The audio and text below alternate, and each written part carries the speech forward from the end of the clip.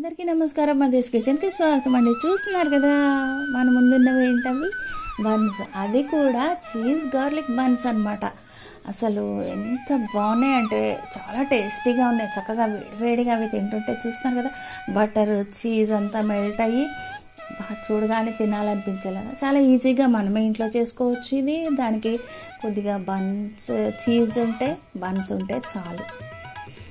So ముందుగా నేను ఒక 2 బన్స్ మాత్రమే చేసి చూపిస్తున్నాను. బన్స్ తీసుకోవాలి, చక్కగా ఫ్రెష్ అయితే మరింత బాగుంటాయి. దాన్ని మనం ఇప్పుడు ఇలా పై పార్ట్ మాత్రమే కట్ అయ్యేలాగా కట్ చేసుకోవాలి. నేను దీన్ని 6 భాగాలు అయ్యేలాగా కట్ చేస్తున్నాను. చాలా సాఫ్ట్గా ఉంది కాబట్టి కొద్దిగా మెల్లగా కట్ చేస్తున్నాను, లేదంటే విడిపోతుంది. ఈ విధంగా కట్ పెట్టుకోవాలి. ఆ తర్వాత బటర్ తీసుకోవాలి. బటర్ సాల్టెడ్ బటర్ అయితే సాల్ట్ వేయద్దు, అన్సాల్టెడ్ అయితే సాల్ట్ వేసుకోవాలి. సన్నగా తరిగిన వెల్లుల్లి ముక్కలు, చిల్లీ ఫ్లేక్స్ వేసాను. అట్లానే సన్నగా తరిగినటువంటి కొత్తిమీర కూడా వేసి బాగా మిక్స్ చేసేసుకోవాలి. ఇలా రెడీ చేసుకున్న తర్వాత మనం కట్ చేసి పెట్టుకున్నాం కదా ఆ బన్స్ తీసుకోవాలి. దానిలో మనం ఈ బటర్ని ఫిల్ చేయవలసి ఉంటుంది. అయితే స్పూన్తో పెడదామని ట్రై చేశా కానీ అవ్వటంలే. సో చేత్తో పెట్టేయడం ఈజీ, ఫాస్ట్గా అయిపోతుంది అని చెప్పి నేను చేత్తోనే పెట్టేస్తున్నాను. మీకు వీలైతే మీరు స్పూన్తో కూడా పెట్టచ్చు. సో ఈ విధంగా చక్కగా బటర్ అంతా ఆ బన్లో కట్ చేసిన దగ్గర అంతా ఇట్లా ఫిల్ చేసుకోవాలి.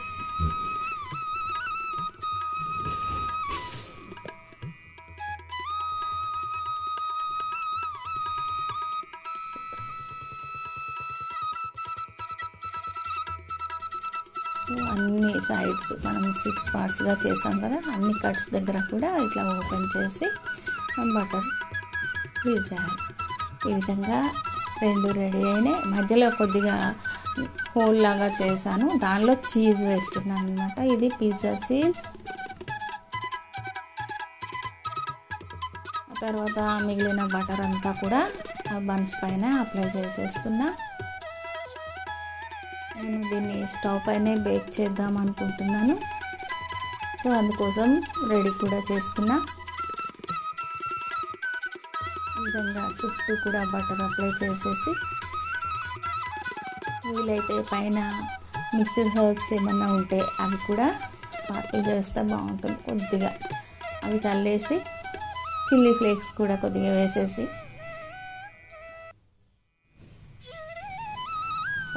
ఈ బన్స్ ఒక ప్లేట్లో పెట్టుకొని ఈ బన్స్ని స్టవ్ పైన ఈ విధంగా పెట్టి మీడియం ఫ్లేమ్లో 7 to 10 మినిట్స్ మనం బేక్ చేసుకోవాలి. మధ్యలో చెక్ చేసుకుంటూ ఉండాలి. సో మంచిగా మెల్ట్ అయింది చీజ్ అనేది. చక్కగా బటర్ కూడా అంతా బాగా కరిగిపోయి మంచి స్మెల్ వస్తుంది బేక్ అవుతుంటే కూడా. ఇప్పుడు తిందామా అనిపిస్తుంది అన్నమాట. అంత బాగున్నాయి, చాలా నచ్చినాయి అందరికీ. మీకు కూడా నచ్చిందా? నచ్చితే ఒక like. Thank you for watching.